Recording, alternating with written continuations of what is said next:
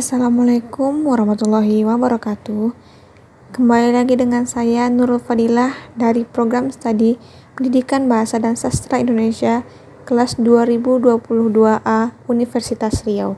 Di sini saya akan menjelaskan sebuah materi tentang teori kebutuhan Maslow atau hierarki. Yang pertama, pengertian teori kebutuhan Maslow.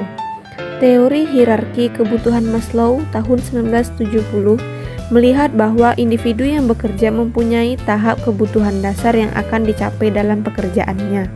Hierarki kebutuhan Maslow merupakan teori interdisiplin yang berguna untuk membuat prioritas asuhan keperawatan. Teori hierarki kebutuhan dari Abraham Maslow ini masih relevan dengan generasi milenial yang disesuaikan dengan standar kebutuhan generasi tersebut. Untuk penerapan teori hierarki Maslow ini, saya mengambil sebuah karya sastra dalam bentuk cerpen cerita pendek yang berjudul Di Balik Diam, karya Sebrina Dwita.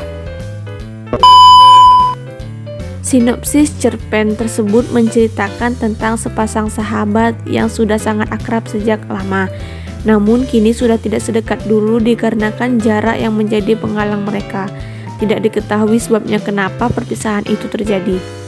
Hal tersebut membuat kejanggalan pada si penulis, lalu ia mencoba bertanya kabar melalui surat singkat kepada sahabatnya yang bernama Sisi. Dan tidak disangka sahabatnya pun menjawab pesan tersebut.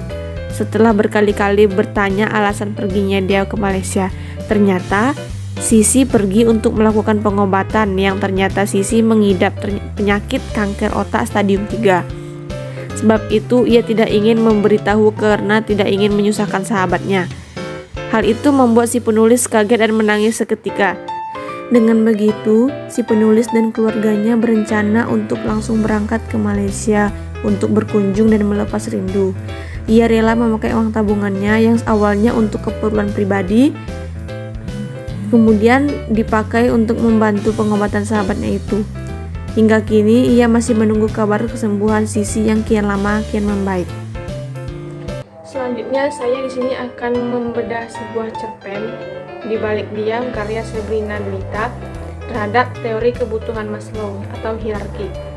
Yang pertama ada kebutuhan fisiologis, di mana kebutuhan dasar yang pertama ini memiliki hubungan dengan kebutuhan tubuh setiap individu, baik biologis maupun fisik, seperti makan, air, tidur, dan oksigen. Dalam cerpen ini, kebutuhan fisiologis sang tokoh sepertinya tercukupi, baik makanan, sandang, maupun lainnya. Karena di dalam cerpen tidak dinampakkan masalah ini yang menimbulkan konflik dalam cerpen tersebut. Yang kedua ada kebutuhan rasa aman, meliputi rasa aman fisik maupun emosional. Untuk kebutuhan ini dapat dicontohkan seperti rasa aman dari bahaya yang mengancam, kebutuhan perlindungan dari tindak kriminalitas, dan lain sebagainya. Pada cerpen yang saya pilih, kebutuhan ini lumayan tercukupi karena sang tokoh merasa terganggu saat matahari menyinari dengan terik, di mana saat itu dia tidak ada tempat untuk berteduh. Dapat dilihat dari paragraf tersebut, yang ini dijelaskan bahwa di situ dia kepanasan, tetapi tidak menjadi akar masalah pada cerpen ini. Singkatnya, kebutuhan ini cukup dan bisa dilanjutkan ke kebutuhan selanjutnya. Yang ketiga ada kebutuhan sosial, kebutuhan mengenai aspek sosial yang ada di masyarakat, seperti kebutuhan untuk merasakan cinta, kasih sayang, dan memiliki hak kepemilikan terhadap sesuatu. Dalam cerpen yang saya pilih, kebutuhan inilah yang kurang dan menjadi masalah dalam cerpen ini. Dapat dilihat pada paragraf ini. Disitulah terlihat bahwa sang tokoh kebutuhan sosialnya tidak terpenuhi, di mana dia kehilangan komunikasi dengan teman kecilnya dulu. Hatinya serasa terkoyak, di mana dia membutuhkan kasih sayang dari temannya yang dulu selalu bermain bersama dan bercerita tentang berbagai hal. Namun, karena temannya pergi ke Malaysia tanpa sepengetahuan dia, kebutuhan sosial sang tokoh jadi tidak terpenuhi dan menjadi akar masalah pada cerpen ini.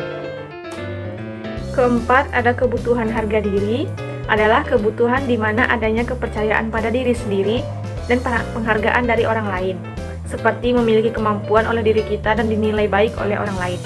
Di kebutuhan ini juga belum tercukupi dilihat dari paragraf ini. membuktikan bahwa sang tokoh belum mendapatkan jawaban atas pertanyaannya ketika ia menanyakan kabar teman kecilnya itu, membuat ia semakin sedih dan gelisah karena belum mendapatkan penghargaan dari orang lain dan kepercayaan pada dirinya sendiri. Yang kelima, ada kebutuhan aktualisasi diri. Dapat diartikan sebagai wujud sesungguhnya untuk mencerminkan harapan setiap keinginan seseorang terhadap dirinya sendiri. Pada cerpen yang saya pilih, kebutuhan ini terpenuhi dengan sendirinya.